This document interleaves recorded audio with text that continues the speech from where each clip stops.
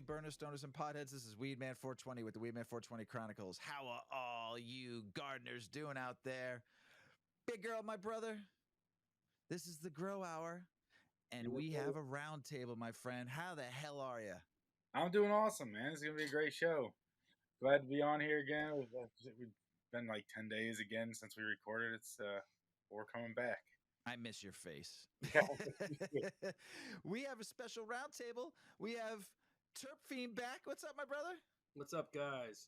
And we have Wolfman Jack in the house. How you doing, Wolfman? Good, man. How you guys doing? We're good, man. I'm glad to have you on. And before we get started, let's fucking smoke some hash or some herb or whatever you're smoking today. I am smoking Wolfman specialty. I don't know what it is, what you're calling it, Wolfman, but all I know is the last week, this has been getting me baked very nicely. What about Earl? What are you smoking on, brother? This one was the Florida Peaches, one of the autos from the last stuff. But Love it. that wax, that was a tray. I was doing one of Terp's fucking a tester on one of his, not like an actual tester, but like running a pack of his stuff to see where I wanted to put it in the garden, and I had it the tray not do too well because of my watering, and so it's actually a lot of Terp's genetics in there even. What are you smoking on, Terp? It says Triangle Kush Deep Chunk Royal Head Rush. So it's gas, just straight gas pine funk. One of the new strains from this last drop. I don't remember what the name was, but it's the Triangle Kush cross. I've been seeing some pictures you've been posting lately, my friend. Some of those buds, nugs, plants you've been posting. Holy shit. Thank you. Jesus. Now, I got to say something because I haven't actually smoked anything from you personally, but I actually got to smoke one of your strains that was grown by a friend of mine, Sam, that won a pack on one of the Discord things we did. Awesome. And I was Terp Drip. It's the one to smoke. It's one of the ones to smoke, man. I tell you what, man. I don't know if he grew it the way you would grow it. I don't know if it was exactly the way, but I think you would have been impressed that he took your seed, your genetics, and made a really good plant. That's awesome, man. I want to know that anybody, doesn't matter what your grow status is, if you're first grow, 200th grow, I want anybody to be able to pick my genes up, grow the seeds out, and grow dank that'll impress their friends. And to hear anybody that can do that and show something that's dank and their friends are impressed, that's all that matters to me, man. That's awesome. I mean, dude, it was absolutely. We smoked it during the show because he gave me three. He gave me one from Big Earl, Bacterian that he grew. Nice. He grew the Terp Drip, and he grew the Mike Straight Terp Cherries Cherries 2.1. Gotcha. And he did a really good job at all three strains. But like I said, I was very happy because I have a pack of your seeds that Earl gave me. I just haven't had a chance to grow it yet. And I got to, I was, dude, your genetics are fucking fire. And so now I know at least what to expect when I get to grow your strains, since I don't live close enough to come over your house and smoke big fat bowls with you. Man, I'm gonna get more travel under my belt in the next year or two. Like it was something that was a priority for a long time, and then it wasn't. And it's just the last year, it's been focusing more on work. And it's like, if it were up to me, I'd be in a different city every day of the week, smoking weed with different people. But unfortunately, that's not the way my life is structured at the moment. So you gotta grow, baby, grow. Grow, baby, grow. See you guys, and definitely at the very least touch base. Yeah, man, you let me know when you're coming into town. You please do. I'd love to take you around town, Chicago, take you to some good food. Or actually, if you don't feel like going, just come right to my house. We can grill up and barbecue and hang out and smoke big fat bowls, whatever you want to do. I was in Chicago 2 years ago in 21. It's been a couple years now. We did Widespread Panic at the end of 21 and spent like 5 nights just partying in Chicago. It was the first time I'd been. It was an amazing city. Great time. So yeah, I'm stoked to get back. Best time to come, May through September. May through August, yeah. Yeah, it's the best. It's the So same you with can't. Denver, man. It's the only time you're going to guarantee there's no snow. Yeah, and it's just the weather's great. I mean, and people are alive in Chicago. We've all, I don't know how you all have, but I know we were having 62-degree weather all week, and people were actually wearing shorts and tank tops. I'm like, you all are fucking nuts. But you know what? Good for you because you're getting your vitamin D, and you're all going to be happy. Until now, we got like 3 inches of snow on the ground. You guys do right now? Yeah. We got 3 inches of snow. I went outside to let the dog out, and I'm like, Mrs. Weedman, there's fucking 3 inches of snow. What the fuck is going on here? So, cool. Well, we are so happy to have you on. Back again. Terp, this is 5 times. 5. You guys have been good to me, man. You guys have been good to me. I never miss a Terp Fiend show, so I love being on it. You don't, man. I see you in every single one, and that's impressive because there's not many people that show up for every one of them. Yeah. Wolfman, I'm going to mute you for a second. But I appreciate the love for sure, man. Oh, man. I try not to miss a Terp Fiend show. The gentleman you had on the other night from New Hampshire, where was he from? Vermont. What was his name again? Sunny Gardens VT. Yes, and he was very interesting character. Yeah, it was a really good pod, man. I'm trying to get the Saturday night pod back online and get it done every week. And so he hopped on one of the first ones back from 2024. And it was a really good chat, man. I like talking to other people that live in other legal states because not only do we have the grow thing in common, but I'm big on legislation. I'm big on, laws and differences in the legality laws between state to state.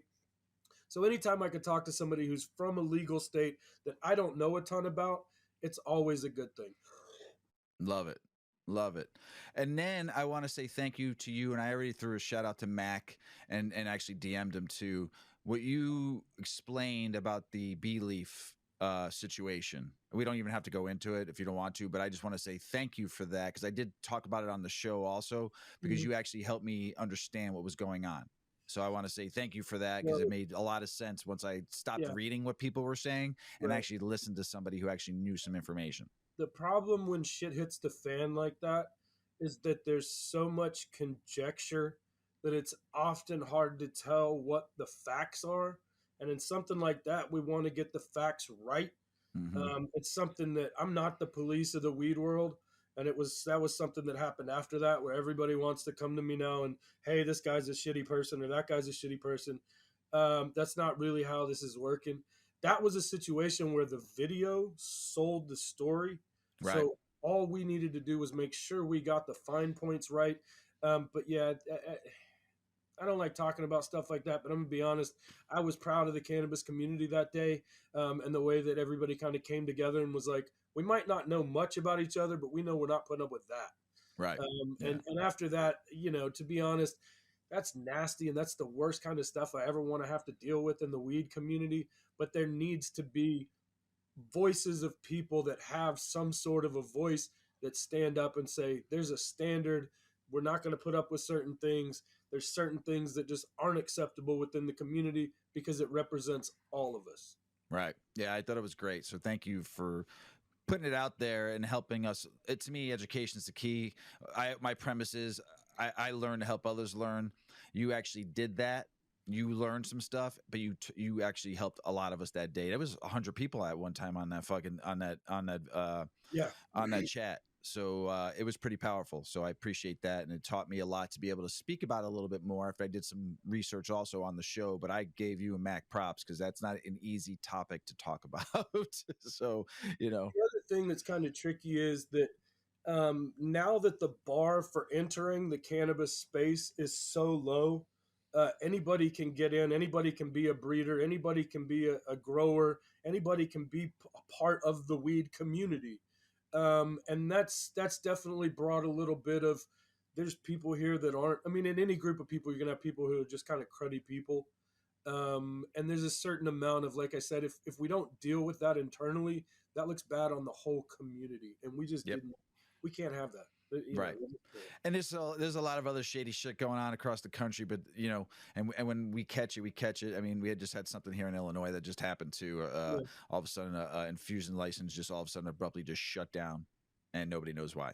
So it's like, but everybody's up in arms, but nobody knows why they shut down. But the employees got let go without being told why, which is the shitty part. But no one. It was a social equity license. Yes, social equity license. All of a sudden had to shut the doors. I didn't even think. Everyone's like, "Have you heard of them?" I'm like, "No, I didn't even know who they were," and I know why now because they didn't even get a chance to really even launch in the market. Oh, I see.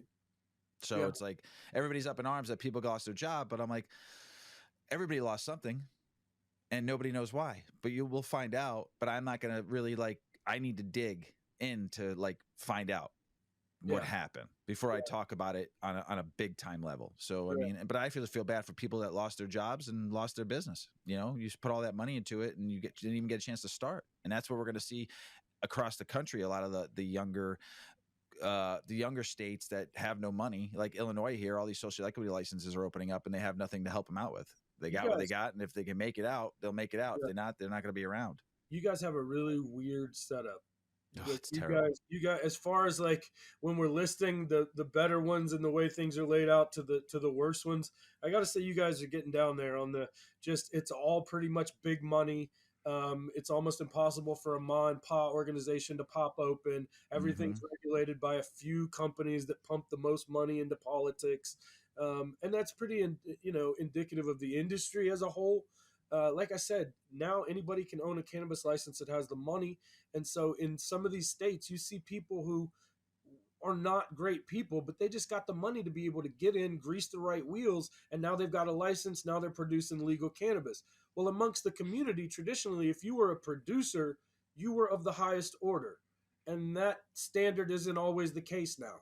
Now you've got people that just run grows. They're not weed people. They're not invested in the community. They're not even invested in the industry. And so, we've got all types. And the only reason I got involved in that situation particularly was because it sold itself and there was evidence and there was video. And it's hard for me to tell a story like a good video will. And at that point, everybody was sold. I did was made sure the BS stayed out and the truth stayed in. And past that, man, like I said, I'm not the police for the industry. There's tons of people when stuff like that happens. If you watch posts on my page, you see other names. You see other names that some of us already know. And I don't have the platform to kick somebody off the internet, and maybe they were a shitty person down the road 10 years ago and there's paperwork. But now it's not as selling as a video where you see somebody getting hurt or you hear some. So there's a lot of listen, man, there's crappy people everywhere. But I think all we were trying to do was just kind of keep the BS out. And like I said, keep the honesty and the truth of this is the facts. This doesn't matter that much. And this happened. And that's all. Well, we appreciate it because it helped out a lot. Like I said, it helped me out a lot. And thank you. Now on to the real good topic. Why we're here. We are here to talk about hash. Hashish. And hash rules everything around us in this conversation. Hash is going to rule everything around us. So we talked about what we're smoking on right now, but so I'm going to go. I mean, you're both well-rounded in the hash realm. Terp, you've been doing it for a while. You did it in cultivation for a while, right? And actually, Mrs. Terp too. It was a hash maker also, right? So yeah, that's actually fun. Yeah. She's a legacy hash maker as well. But I've done both cultivation and commercial hash production full time at various times. Won the first ever cup for rosin in the country. And then, to be honest, the last 5 or so years, I've done a lot less production and worked more on seeds. But Mrs. Terpfiend is a legacy hash producer and has been making hash herself for a long time. I love it. So you're two badasses. And Wolfman, I've gotten to know you now from Big Earl and what I've seen you've been doing, what I've seen you've been growing for hash, and your hash that I'm actually smoking. Thank you very much. Your temple ball that you made us, your full melt that you made me, and your old school Moroccan looking chunker that you made me was all well done. beautiful terpy taste. So I mean, we have two badasses here. And that I see, and I get the pleasure to talk to. So Terp, what's been going on? What do you got going through right now? Since the last four other times we have you on the show, what's you rocking right now? And then we'll go to Wolfman next. Well, if we're just talking hash, I mean, while we're on the subject, I have stumbled headfirst into dry sift. I had traditionally commercially made rosin and water hash before. I made BHO back in the turkey baster days. Um, but lately, I've gotten back into doing more, like you mentioned, more traditional style hashes, dry sift, press stuff. Um, Man, I'm a little old school in that I remember when all of the hash that came into this country or was consumed in the United States came in from outside. So, if you're a little bit older like me, you remember there was a time where no hash was produced in the United States, but if you got hash, it came from somewhere overseas through some other method. And Just so a those were black the old brick. school, really rich, dark hashes, the stuff that just today there's not as much of an interest in. I think there's becoming a resurgence in interest in that, but a lot of the market is BHO, is rosin. I'm the kind of guy that if it's good hash, I will mess with it. It doesn't matter how it was produced, as long as it's produced to the highest standard. And so, lately my focus has been on hash plants, specifically for being able to sift and wash at the end of the day. Nice. Wolfman, what have you been up to? I see what you're up to, but the world needs to know what you've been up to. I've been growing, and I've been helping a couple of buddies at work actually get started with their first indoor grows, and that's been very exciting. Everybody wants to get started, but they're scared and don't know where to start. So to have a guide, it makes it a lot easier. I've been making a lot of hash, of Mm-hmm. course. I just harvested, so I've been making my own personal flower rosin from my own plants. Nothing better than single source. Smoking it way too fast though. I need more plants.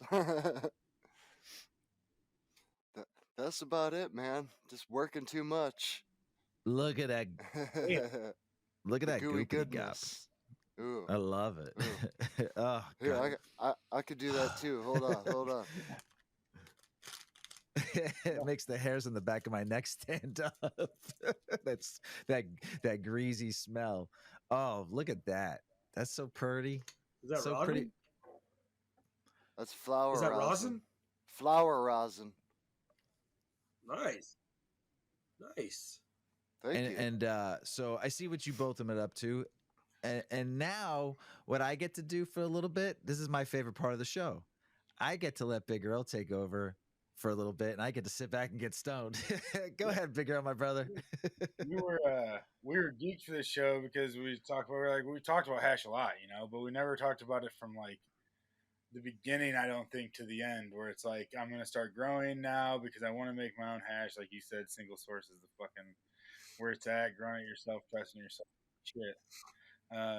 So let's start at the beginning.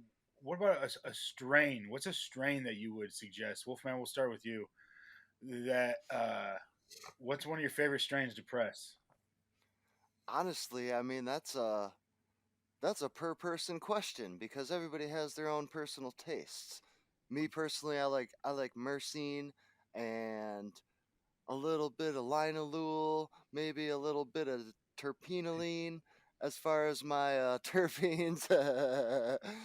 All that nice stinky shit that you're worried about having in the car with you.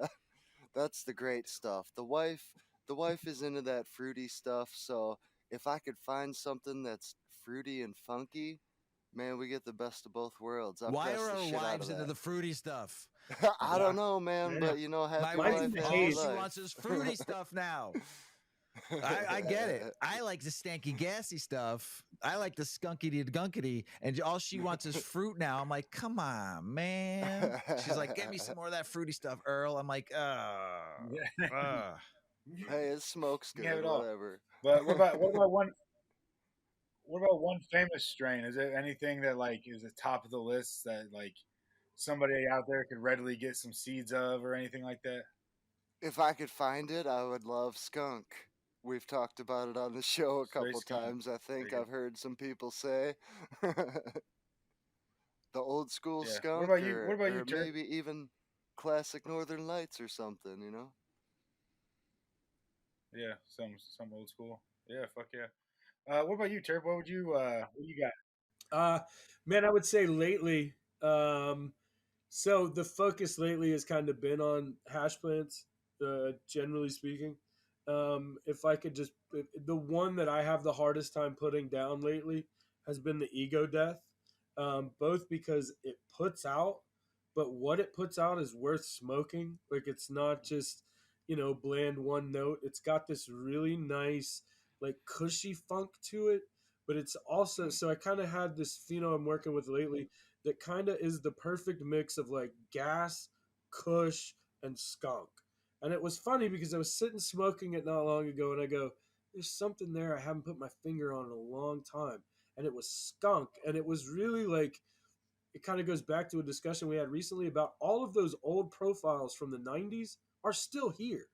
They're just not in that simplified form that you remember from the 90s. So all of that skunk is here. It's just skunky notes and different stuff. Whereas plants that are just skunk have kind of gone by the wayside. But as far as lately, like hash plant focus, like he said, myrcene is probably top for me. Most of my strains, generally speaking, when you see terpene charts, number one on the top is almost always heavy myrcene. And that's a focus both in its medicinal properties just because it tastes really good and because I need something that's going to punch me in the face. um, we were talking about the ladies. The thing that mine loves that I don't is haze. I can't grow haze, jack type profiles, golden goat, any of that. She could smoke it all day long, any day of the week. And that's probably the one where we differ, is that you'd be hard to get me to run anything that's going to take longer than 10 weeks, Yeah. you know. Yeah, 10 weeks is pretty cut off and pretty. Yep. I don't know, shorter than 10 weeks too. Kind of, maybe 9 weeks. But whenever it gets shorter than that, I feel like I always miss out on flavors and shit. Like Yep. I never, get the Yeah. full roundness that I'm looking for. But we talked about this before too. What percent are you looking for there on a plant? Is there a percent where you're like, man, this plant makes beautiful hash, but I can't run it because it's getting too low? What do you mean by percent? Like a percent return on like a flower press, let's say, like a cured flower I press. see. That's the thing. So flower rosin is probably the trickiest thing you could possibly try to breed for, just because there's a lot that goes into flower rosin that's not just the hash, that's not just the resin. A lot of it is moisture content. A lot of it is oil content. Obviously, generally speaking, my focus tends to be on water hash and on sift these days, and it's just because usually if it sifts well, it indicates the heads break away really easily. You don't have a lot of extra stem and a lot of stalk in it. That's kind of our goal as hash makers, is purification. It's to extract what's there and then to present it in its most pure form. So if that's rosin, your goal is to have the freshest live rosin you can have, and for it to be an absolute representation of the true live plant, right? That's our goal as hash makers at any point, is to represent the best that that flower had to offer.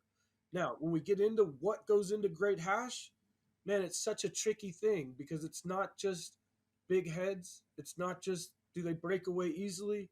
It's not just can they hold up to water. It's not just will it do well in BHO. It's all of that. So there's 10 so many things. different factors that when you're a hash maker, when you're a hash maker, there's so many different factors in that flower of whether it's going to come out great. Our job as hash makers is to not be seen in the process, which means that if you give me amazing material, I'm going to give you amazing finished material. But if you give me garbage, all I can do is hand you garbage back. You can only polish a turd so much in this business, but truly as a hash maker, our job is to not be seen. If a hash maker, if you can say I gave you AA and you gave me AA, then I did my job. Yeah.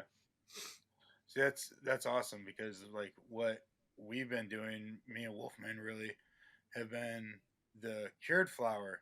And so my breeding, what I'm going to be crossing, is going to be going to be more toward less away from that bubble hash probably, and more towards the cured flower. I guess I never really thought about all the extracts being slightly different, to where you can have one strain perform really well under ice water but not so well under butane, It's for so usually many the other different way reasons. around. It'll almost always produce well in BHO no matter what the strain. You can polish a turd a lot better with BHO than Yeah, you can with water or with traditional hash methods. With yeah, most of the old school hash methods, that's when you really get into it's very strain specific. It needs to be grown properly. There's a lot of benchmarks you have to hit. Whereas if you just throw it in a column and hit it with gas, you can make just about anything into good BHO if you know what you're doing. yeah. So Wolfman, what do you look for then? I know you've said this number before in a percent, because you've shown me stuff that is as low as like 5 and 6%, but that stuff that you grew and that you harvested specifically to press cured flower rosin, you were getting like 17 and 18%. I think, if I did my Whoa, math whoa, whoa, right whoa, that whoa, last whoa, time. whoa, whoa, whoa, whoa. We gotta straighten some numbers out real quick because there was some fast ones went there. So Sure, sorry. normally when we're talking about single digit percentages of yield in water hash, Yeah, that's normally from fresh frozen material. So if it yields 6% or 5% as fresh yep, frozen, that's usually between 25 and 30% yields as dry weight. So gotcha. when you Yeah, the dry say press. 17%, that's usually not from a fresh frozen run. That No. would normally be from a dry run because you do your numbers and your math a little differently. Yeah, for With sure. with fresh frozen, you multiply it by 4 essentially, and that's how you get your finished dry weight yield. But if you're already running dry material, then your yields are a little easier to calculate because you don't have to do the math. It was actually a 21% yield for my flower press, which was really nice. But I Nice. usually average around 20%, and that's all dry material, dry flour. I try not to Yeah, deal with anything fresh frozen or live because as a home processor, I just don't have the setup, the equipment, the cold lab space. It's hard to preserve temperatures. So in order to produce the best product I can consistently, I've dialed in a process of standard operating process that I know works no matter what strain I'm growing. I'm always usually averaging 19 to 21% for every flower I press. Per pheno, per strain, it yeah, doesn't even matter. So, that's nice. Now, what's funny about that is if I told that's so 20%, we'll call that 5% yield fresh frozen. There's growers that if I told them the best I could do for them is 5%, they'd go elsewhere. wow. I mean, and that's a really good yield. So Yeah. that's the expectation of the market these days is that so many of these kids are throwing down 6.5%, which is closer to 30% Yeah. final weight. Yeah. There's so many Is people that are pulling those kind of numbers off material that there are a lot of people that's how far the bar has been set. That's how high the bar is right now. I always tell people, I'm not a grower. Yeah. No, 20% is good yields, but that's where the market is these days. That if I told, there's a lot of people that hit me up and see, it's a little different for me because I deal with seed. So if you're running from clone, it's pretty easy for me to say this plant can yield X. But if you're running from seed, for me to tell you these seeds are going to produce X or Y is just pulling numbers out of my ass. yeah. So the reality is we kind of everybody wants an average, everybody kind of wants to know what and yeah, I mean the standard these days is closer to 6% wet, which is closer to 30% dry, 25-30% dry. Yeah, I've seen this. I've seen people talk about 6-7% wet, and then I remember back. I'm not a big hash anything, but back in the day, the big one was GMO could wash 5, and then it was 6, and it's just like with the THC what we've seen and every other cannabinoid we've bred for. 20, 23, 25, 30, 40%. Fucking just crazy shit. To get those higher numbers, do you see a drop in quality a lot of times? Like if you tried to go after lower numbers, would it be a better hash, or is that just like most fire hash that's out there? It's going to depend on the flowers that are grown, the quality of the flowers. The better the quality of the flower, the better the terpenes, the better the trichomes are going to be, the better the hash is going to be, the more yield you're going to be. Um, I always Yeah, consider myself an average grower. I'm just a tent grower, just like Terp, just like Weedman, just like anybody else. I throw plants in a tent with a light in it and a couple fans and throw some water on it and cross my fingers. So I don't consider yeah, myself a professional, never have, never will, probably. I do it for fun. So I don't really base yeah. everything what I do off of numbers. I base it off of the quality I'm getting and Quality. just basically the quality. Even if my yield is low, I'll still Yeah, press for sure. something out if I'm getting a 7% yield. If that quality is there, it's worth it to me True. because I'm not Yeah. working under those Well, numbers of a commercial grow, of a commercial extraction, of production line. It's all on my yeah, own time. I'm not pressed for time. I'm not yeah, on a paycheck, on a time clock or nothing.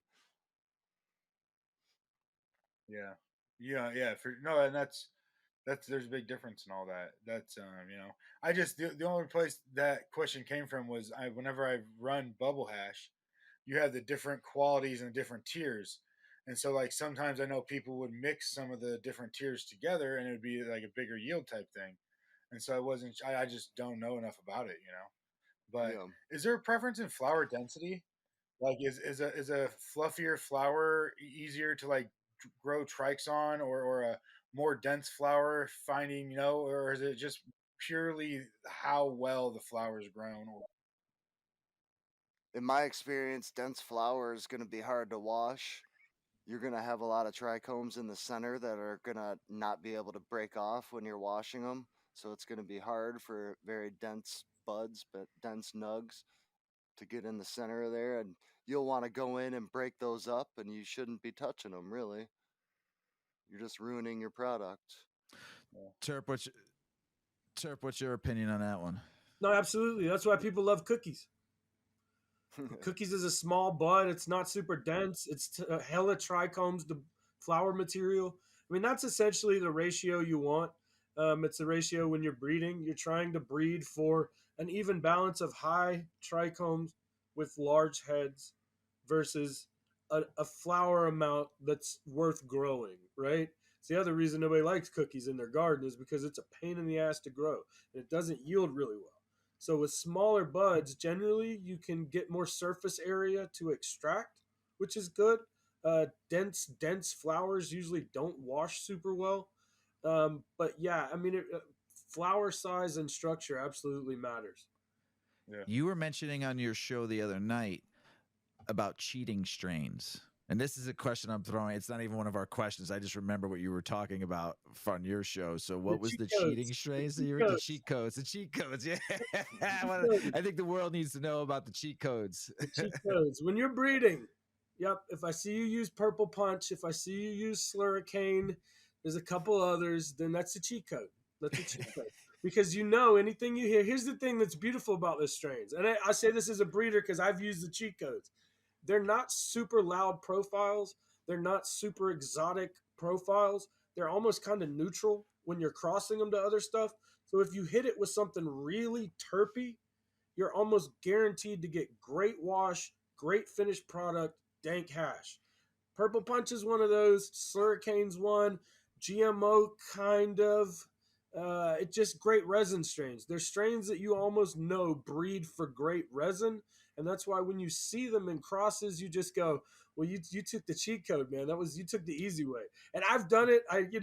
It's one of those things that I don't think a lot of people talk about as far as breeders go. But as a breeder, when I see other people use Slurricane, Purple Punch. There's a few others that are big that I know to just make great hash. The white used to be one from back in the day when you see anything that was crossed to the white, it made great hash. But it's not necessarily that strain makes great hash, as which it usually does, as much as it breeds for great hash. So when you cross it to something else, all of those crosses are just going to piss hash, and it's usually going to be really terpy if you hit something terpy to it. I tested for a breeder like 5 years ago that did a Purple Punch cross, and every single plant, I didn't do washes, but every single plant was trikey as fuck. And then everybody hates on Purple Punch, and I was always like, man, I don't know about Purple Punch itself, but it crosses like a motherfucker. Like it makes some fantastic crosses. Banana Punch is probably one of the dankest strains that I've had in the last 3 years. It's a Banana OG Purple Punch, I think. I grew that strain, I swear it was so wet and So trippy. I wish I knew how.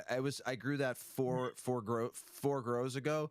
Mm-hmm. I gotta send you a picture of this plant because I'm like, it was like syrup, man. It was like fucking. I still got a couple of nugs left of it. I saved, but this thing would have probably better hashed and smoke like all day long. It's still wet.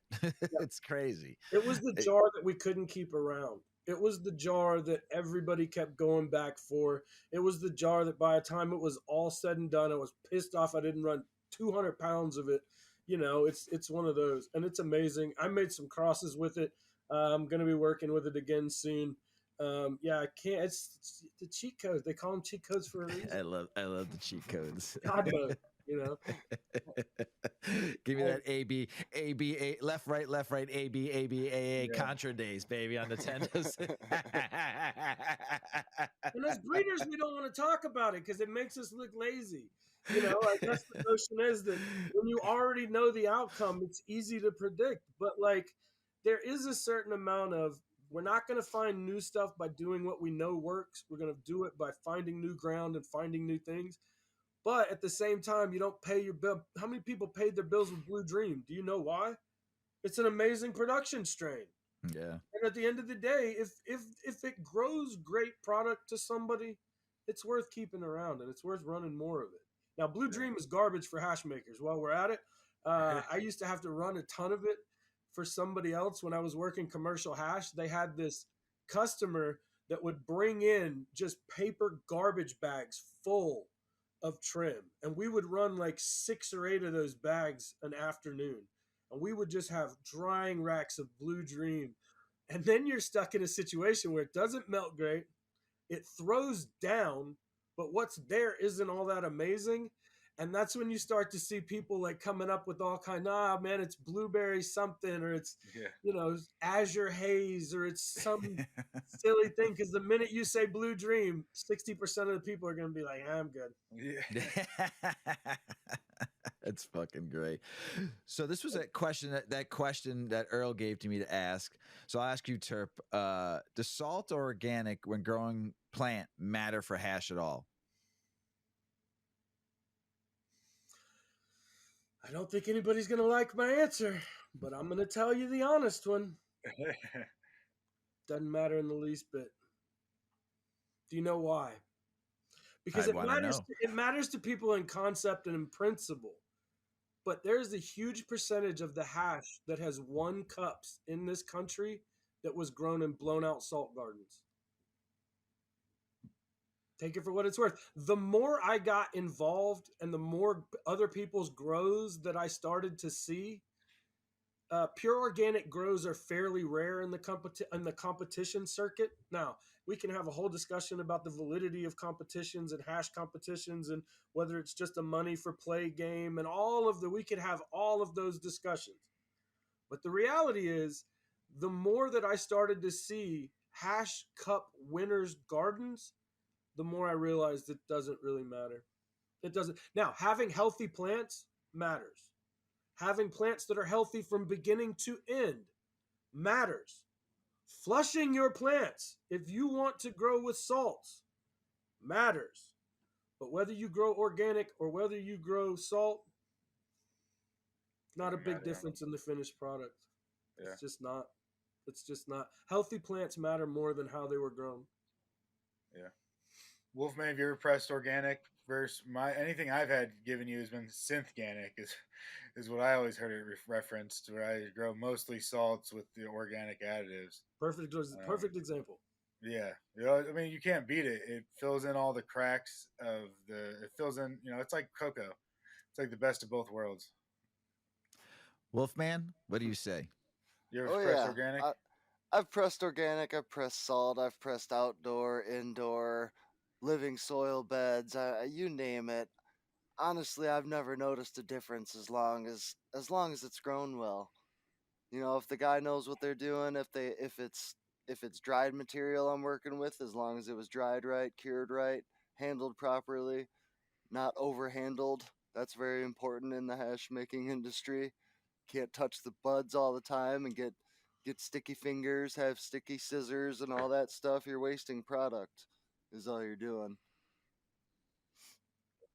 But I personally have never noticed a Yeah. difference between the Oil two. production's I a big one. I love both. Yeah. Oil production is the big difference. Like when we get into kind of big discussions versus synthetic versus organic. But the big differential has been in like Earl mentioned, we now know why organics are great, right? And we also know that you can supercharge your garden using salts. So if you find a good balance of the two, you can produce insanely terpy weed that I mean, I've grown synthganic for the last few years. I put my shit Pepsi challenge against just about anything in the business. I mean, you grow dank, and you know how to grow dank.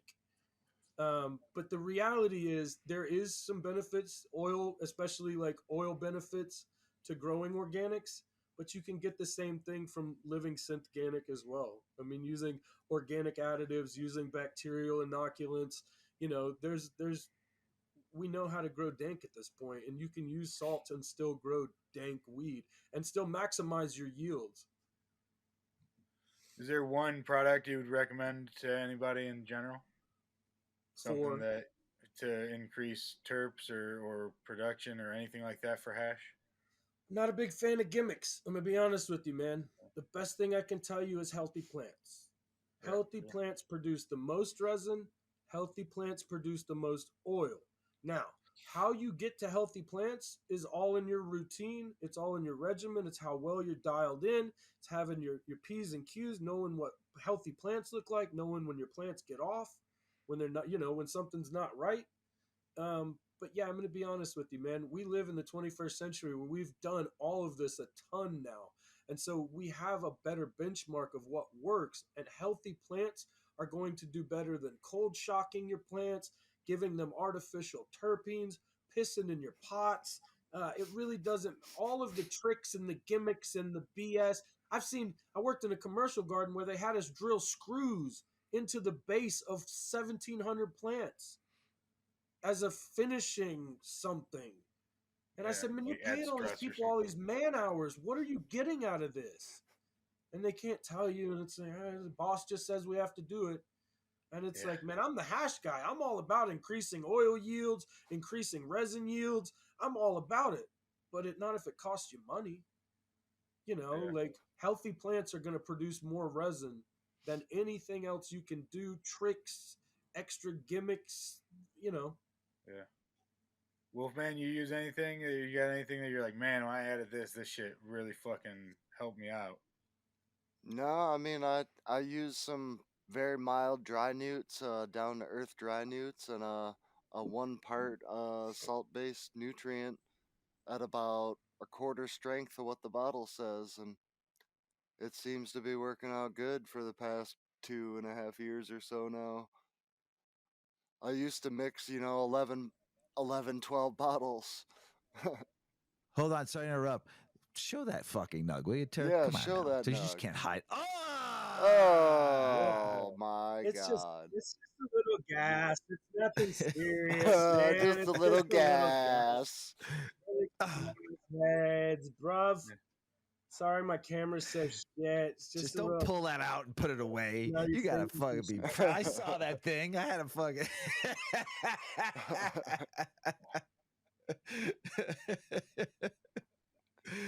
Oh, sorry, Wolfman. I saw Oh, a you're pretty nug. good. I had to make a fucking point. It was beautiful. I've been stalking him on Instagram, so I've been seeing a lot of his work lately. It's been Dude. nice.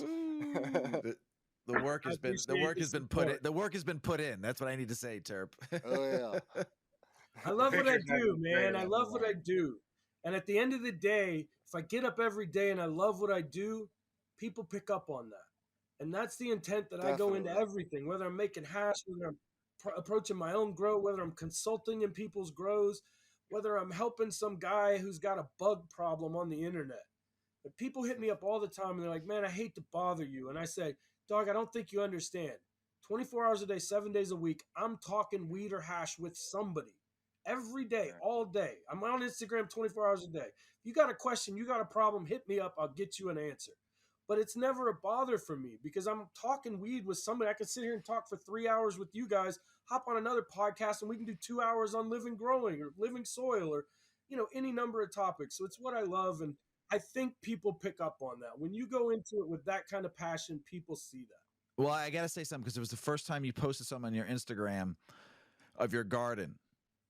And it was the first time I saw a picture of your garden with the fans and you had your plants all nice and purty. It was the first time I saw you post something of your garden. And it was very well done. I mean, those plants were like perfect. I mean, they were very purty. Yeah, man, I gotta be honest with you. It's love. There's no tricks. There's no gimmicks. It's really love and it's persistence. And I made all the mistakes, and that's why I don't ever mind helping people out because I made all those mistakes. And if you can hit me up and I can save you 2 crops of fucking up, why wouldn't I do that? Like, why wouldn't I help with that? Like, that's an easy one. So when people hit me up, whether they have a question about their hash, about their grow, I try the best I can to answer all of them. Just because I remember what it was like to be a new grower, to be overwhelmed in the industry, to be overwhelmed that there's so much information and we don't know what's what, and it's like if people see you as a source of decent information, the least you can do is provide that. And there's so many breeders and growers, the bigger names, who aren't accessible, who aren't people you can hit up and say, hey man, your grow looks great. What do you guys run? Or what's your technique? Or what are you, because they don't have time, and it's like, I don't really have all the time in the world, but when it comes to weed, you make it. True. That's what I love. Yeah. That's what I love. Fuck yeah. So what about drying for hash? Is there a different way? I don't know who we started with last time. We'll just It's Wolf's turn. Wolf's turn. Wolfman. What about drying for hash? If you know you're drying something for hash, do you dry it a little drier, a little longer? Anything change at all compared to drying regular flower? It depends what type of hash you're making. If you're making bubble hash, you're best off fresh frozen. If you're pressing dry flowers, then I do have a certain process for doing that, but it's a little different, I guess, from what you would do for drying something that you would want to put in a bag for bag appeal. You're drying this material, trying not to handle it or touch it. That way you can process it. So you don't care if it's leafy. You don't care if there's a little bit extra sugar leaves on there because that's all extra trichomes that you're going to extract anyways.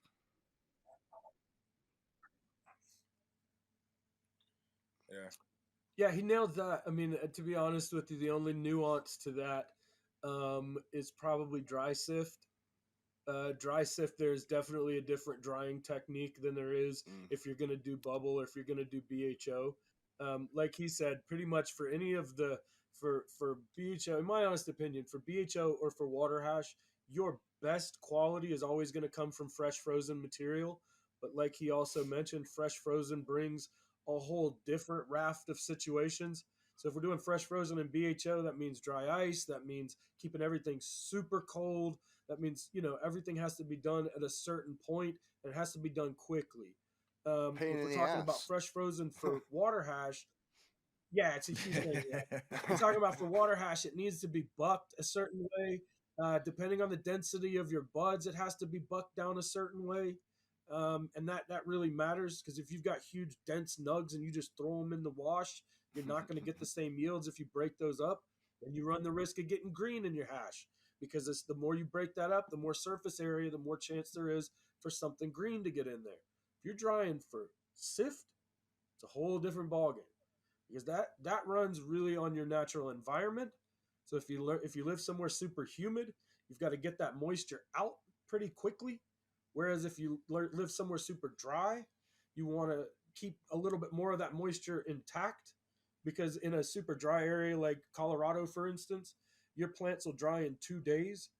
Whereas if you live on the East Coast, anywhere where it's semi-moist, it could take 2 weeks. So controlling that level, just like you would with your flower, is really clutch.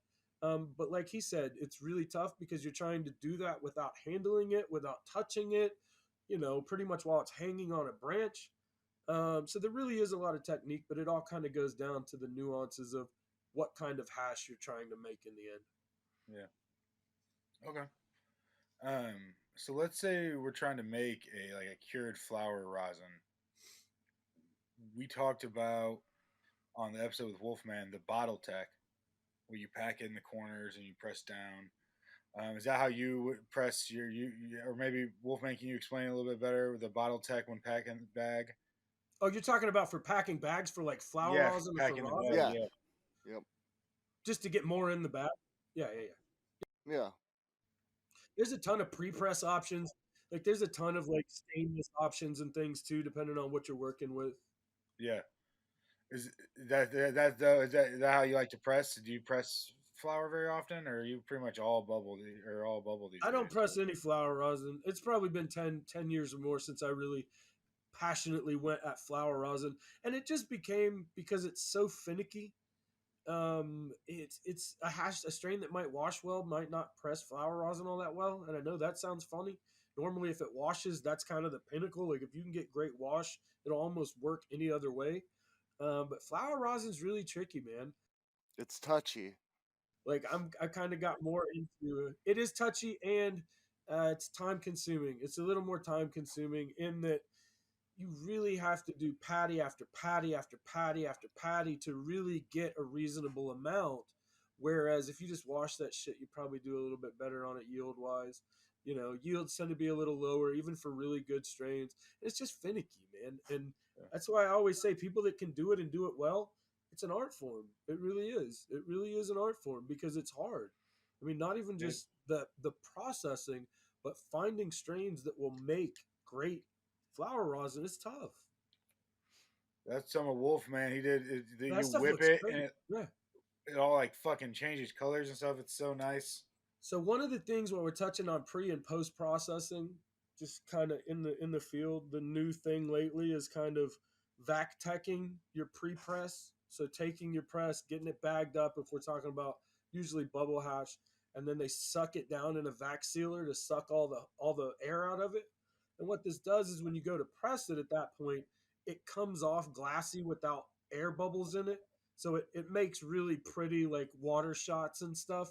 But then so many people take that and they're going to post process it in some way. They're either going to whip it or they're going to stir it or they're going to do something. And at which point you're just putting air back in your hash.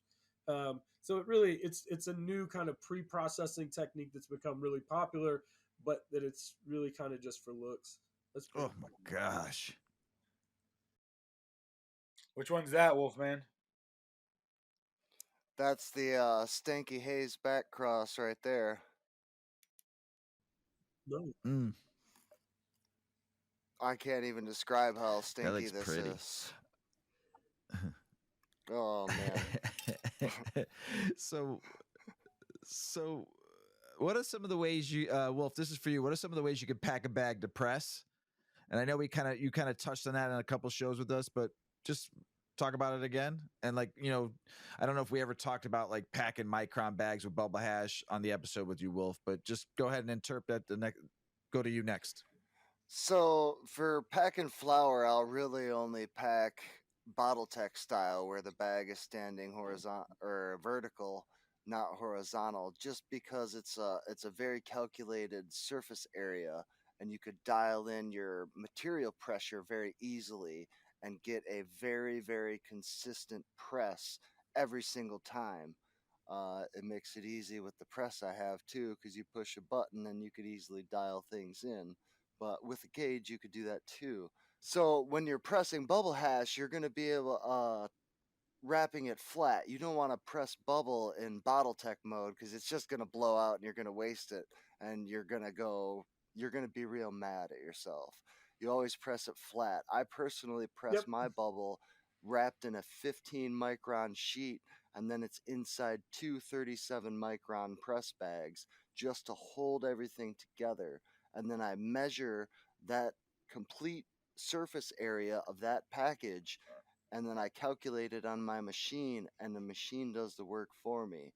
Before that, I had to watch a gauge and I had to do a little math on an app, and there's things that you can do to make it easy, but nowadays it's a lot easier. It is very common for any home grower and easy for any home grower to use this method. I'd say it would be almost a standard operating procedure for your basic average home grower. It might be a little different in a commercial setting because you're working with so much more material. You're also working against numbers and stuff, so you don't have the option to do certain things. It's not going to be logical for you to be pressing flour in a commercial situation. It's just going to take too damn long.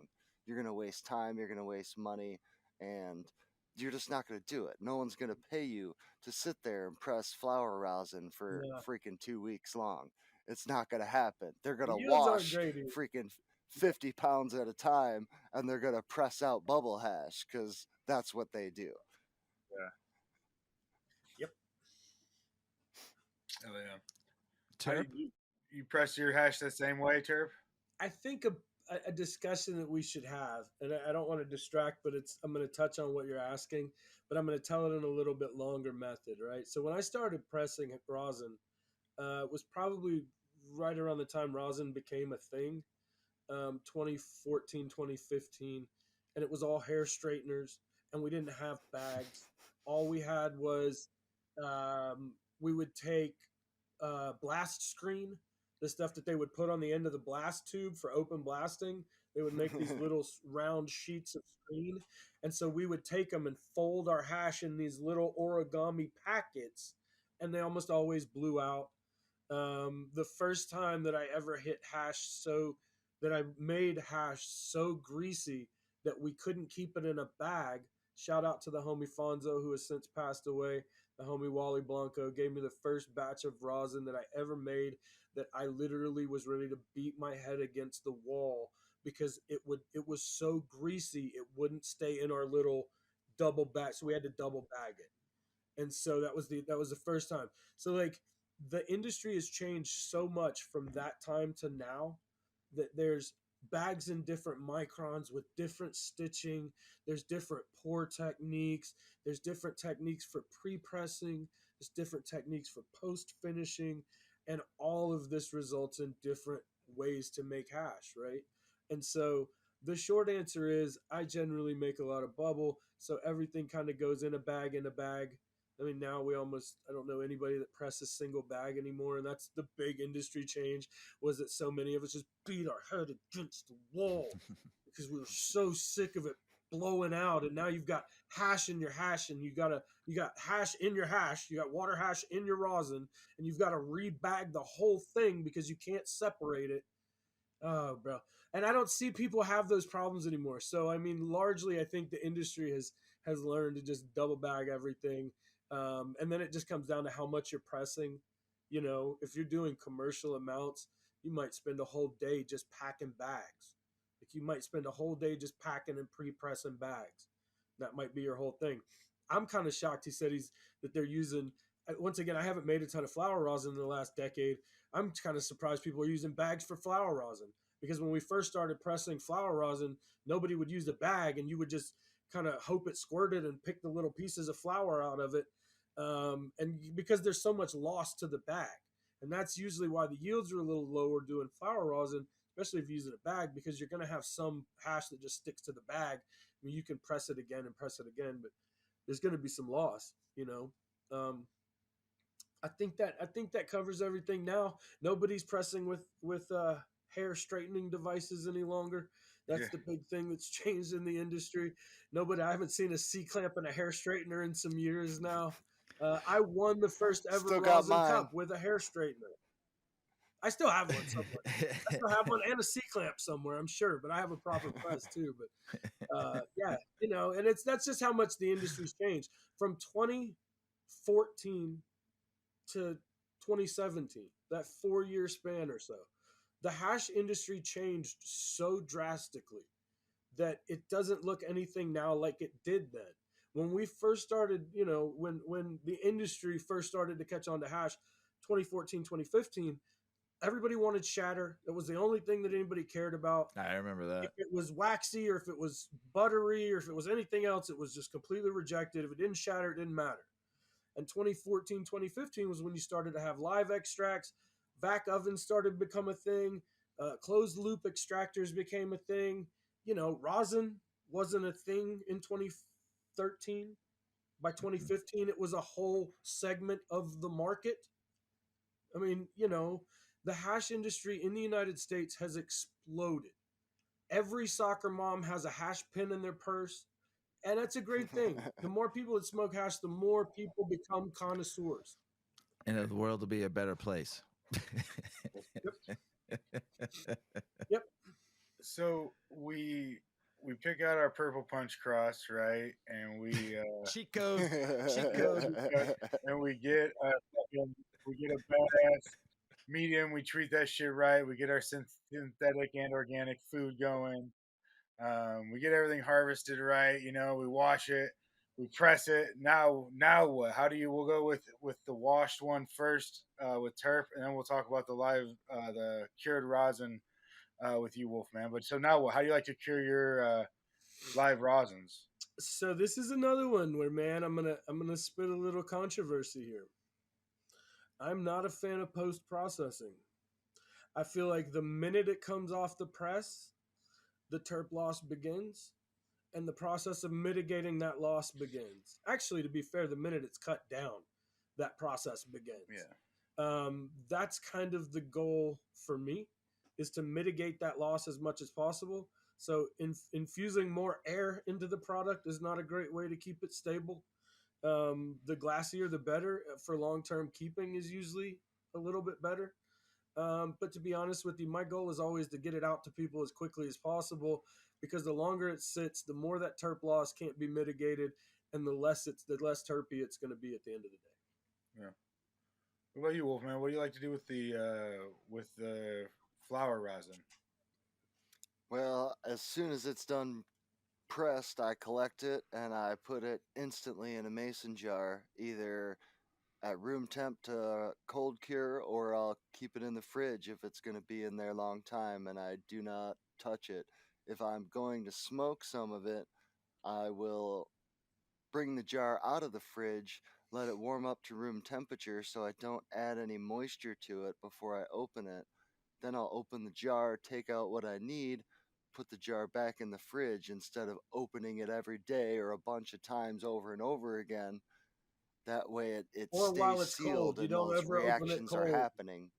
No, never open it cold. That condensation it'll get right in there and you'll be mad. You're ruining your product. Yep.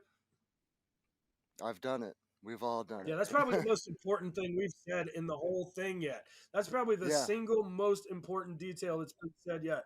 If you've got hash and it's in a fridge or a freezer, do not open it cold. It needs to sit at room temp until it's warm to room temp, and then you open it. Yep. And as soon as you're done smoking it, put it right back in the fridge. Yep.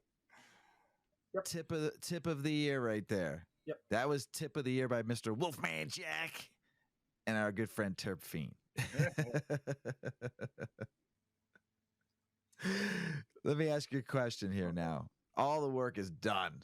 The fucking pain and agony of defeat, as used to say on the wild world of hash or sports, if you're from the 80s kid like I am.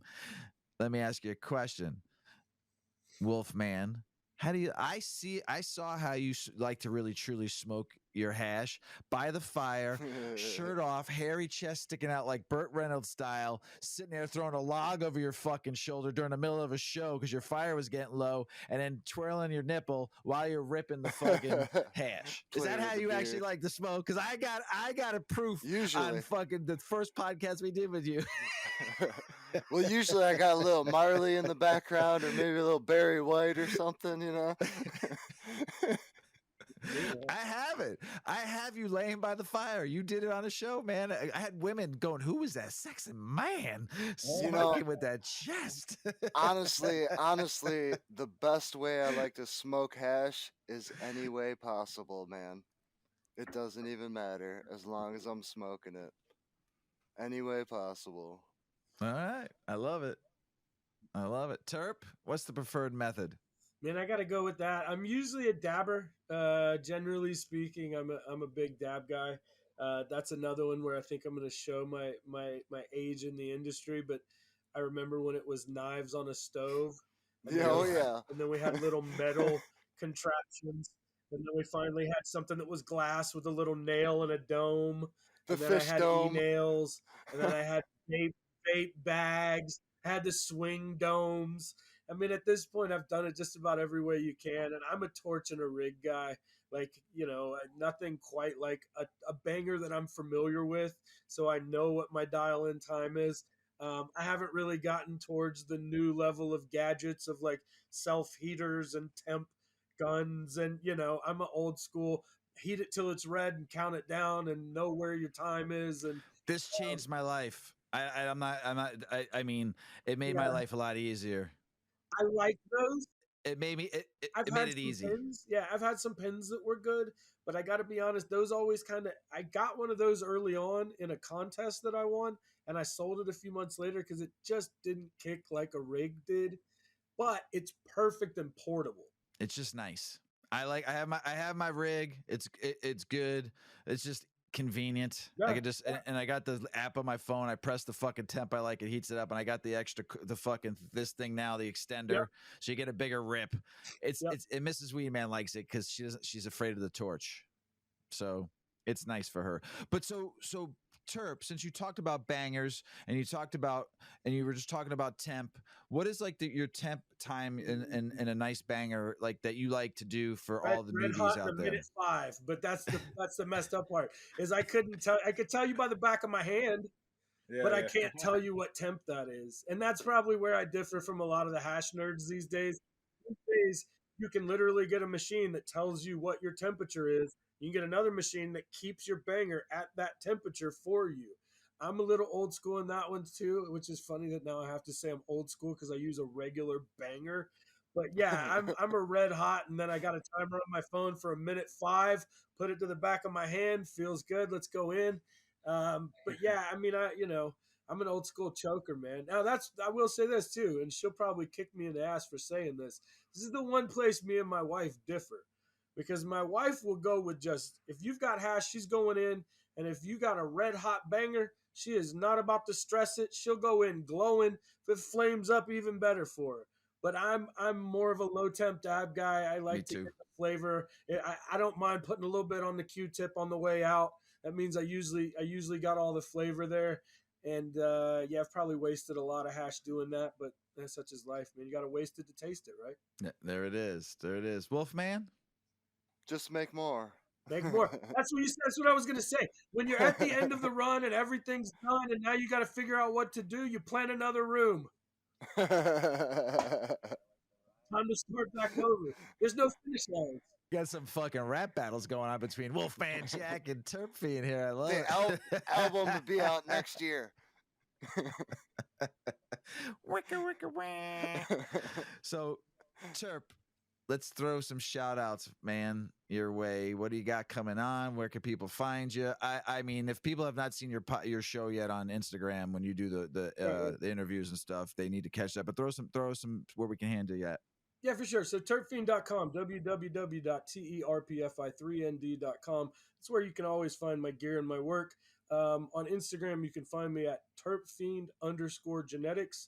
TERPFI3ND _genetics. There you can find all of our podcasts, all of our other places where you can link up with us. We just dropped Royal Head Rush, which is gas, poop, Kush flavor profiles for those that are looking for old school funk. So we got a lot of those. Pooping. But I try to keep a flavor for every poopings, heavy poopings, the pooping crew. Everybody knows creator. about the poop, man. I don't even have to sell it anymore. I just mentioned the poop and everybody's on it now. So I know I did my job if people know the words poopings. So what that tells me is you're looking for the funk, and we got that. But I keep a flavor for every profile. If you're into fruit, I got fruit. If you're into gas, I got gas. Just hit me up. We'll get you with the washer. Sweet. Wolfman? You know where to find me. I'm on Instagram. I'm under Earl. Find me a Wolfman. Love Come it. talk Love to it. me. Big Earl, you got anything else to say to these two gents for joining us besides a big fat smoochy kiss, hash kiss, and a thank you? But what else you got to say to these guys? No, yeah, I loved going from the beginning to the end. We didn't talk about one thing: adding the CalMag to the whole sequence.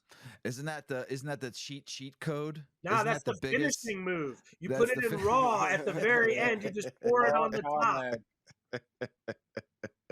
Everybody out there in the world, man, we love you. Don't forget the CalMag. Peace. Check out our cannabis lifestyle brand online at 8decades.com. Our custom smokes and accessories are perfect for your coffee table, bedroom nightstand, or kitchen counter. They're designed for you to show them off. The Canna community is also loving our hemp and cotton blend t-shirts, sweatshirts, scarves, and hats, finished off with our 8 Decades logo. We've got some awesome long-lasting goods that will be your favorite for years to come. 8 Decades, because a 9th decade of cannabis prohibition isn't acceptable.